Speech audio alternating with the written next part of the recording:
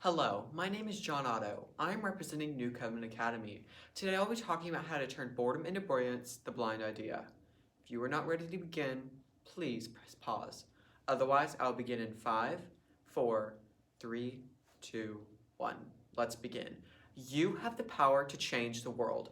I'm not saying that to be cliche. You really have the ability to make a difference. Deep inside of you, you have the most powerful device known to man, and that's an idea.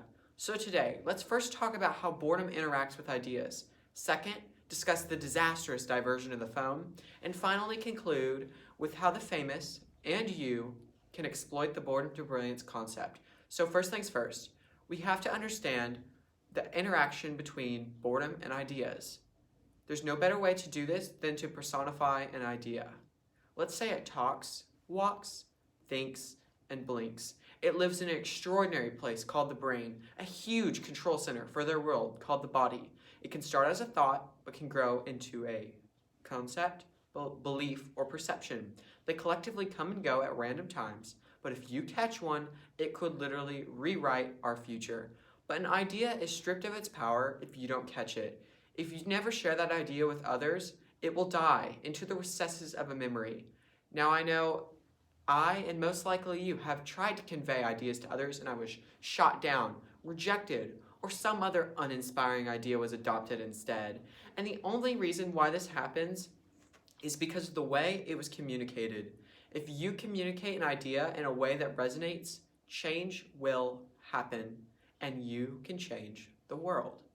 Now, how does this have anything to do with boredom? Well, let's see. Boredom is defined as a human emotion that is the pervasive lack of interest. This gets us absolutely nowhere, but what if we simply rephrase the question? What would happen if the human race never got bored? What if the human race got rid of this emotion entirely? This is what I was thinking about in the middle of my dreadful history class, and ironically, I ignored my teacher's boring lecture and did some research. I looked at journals, studies, and articles. And what I found was interesting. It turns out when you get bored, you ignite a network of your brain called the default mode. This pretty much means that your body goes on autopilot whenever you're doing a quote-unquote boring task, doing the laundry. Now this is where it gets really unusual. This is one of the only times when your brain gets really busy. According to Dr. Sandy Mann, author of the book The Upside of Downtime, Why Boredom is Good. Once you start dreaming and allow your mind to really wander, you start thinking a little bit beyond the conscious, a little bit into the subconscious, and which allows for completely different neural connections to take place. This is absolutely mind-boggling. So this presented the question, is boredom a good thing? And I have an answer, yes, in controlled amounts. The reason is found in our minuscule attention spans. In the words of Dr. Daniel Levitin, a cognitive psychologist, every time you shift your attention from one thing to another, the brain has to engage a neurochemical switch that uses up valuable nutrients in the brain to accomplish that. So if you're attempting to multitask doing 4 or 5 things at once, we've all done it, you're not actually doing 4 or 5 things at once because the brain does not work that way. Instead, you're rapidly shifting from one thing to the next, depleting valuable neural resources as you go. This has been linked to increased tiredness and the lack of creativity because we on average switch our attention spans over 1,000 times a day. Okay, we need to recap. So we've already found that ideas are a limited resource and they need to be taken. We have talked about the paradox of the default mode and that boredom is a good thing in limited amounts because it combats our tiny attention spans. So where does this leave us? In an uncontrollable depletion of creativity because our attention spans constantly eat it up? No, but unfortunately we're headed in that direction. We need to break this vicious, habitual cycle of attention shifting and learn to foster our creativity and idea making. But first we need to find the main reason why we constantly shift our attention, the phone. It is the literal destroyer of creativity and ideas by bottle feeding us everything we ever needed to know. Why contemplate the mind-bending question of, is cereal a soup, when you can just Google search it? No, it's not, by the way. Or why ask yourself, is light a particle or a wave?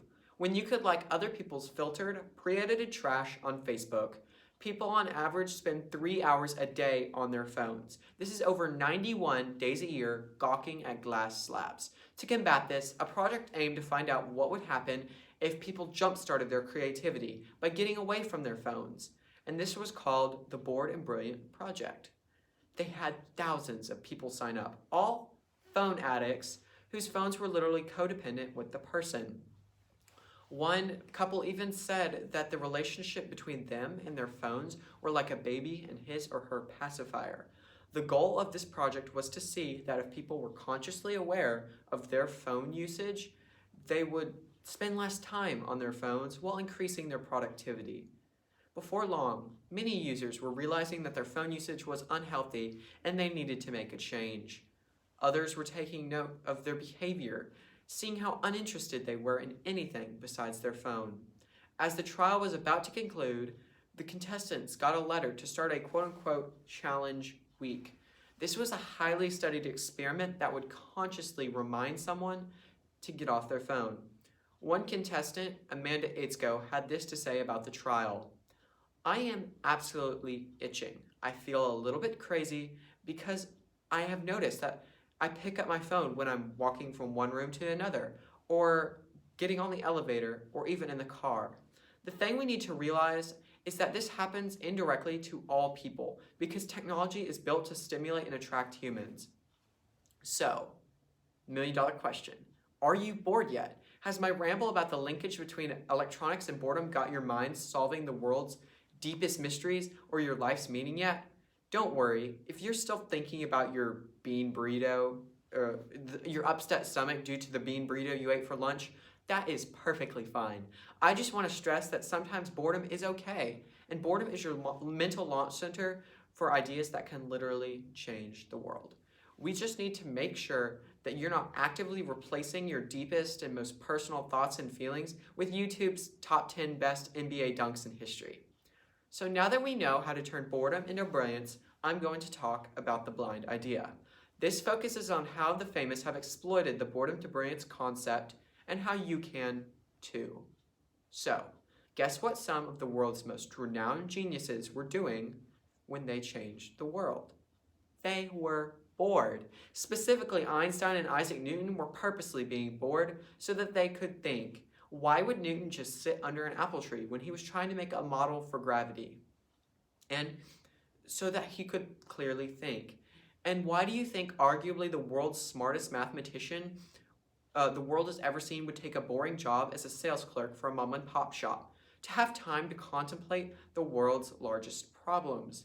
These geniuses were knowingly utilizing the blind idea. Now, how can you or the average person take advantage of this? 3 words. Try doing nothing. This is the only reason why the brilliant have been able to tap into this. They figured out that they can reach new potential if you concentrate not on your phone or your next assignment due or your boss's looming appointment, but on nothing. Here are some ideas. Take a walk, look out the window, or sit under an apple tree, just like Isaac Newton. You never know. These moments of idle solitude can be the foundation for building new connections in your brain. And one of these connections could even be the start of a great idea. Thank you.